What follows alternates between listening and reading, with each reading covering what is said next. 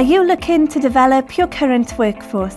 Would you like to do this at little or no cost to your organisation?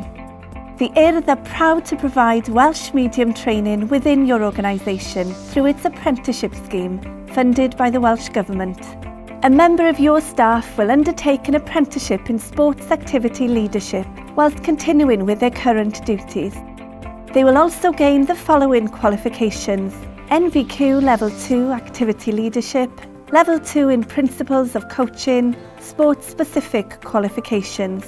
So dwi newydd ddechrau'n nhosmennau. Gynna fi 2 cymhwyster yn barod, so gynna fi'r PowerPoint instructor a dinghy instructor. Dwi newydd ddechrau'r cynllun datblygu hyfforddwr yr Urdd. Dwi rili yn edrych ymlaen, cos mae'n cymhwyster arall i fi, a dwi'n mynd eitha datblygu y ffordd dwi'n edrych ar y môr, a sut dwi'n edrych sut i wneud yr swydd yn yr awyr agored. Mae o'n ffordd dda i datblygu fi fy hun a uwch sgilio staff mewn ysgolion.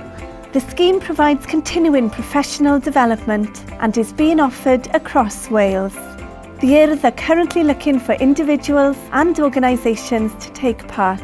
This is a great opportunity to upskill staff and improves the services your organisation provides.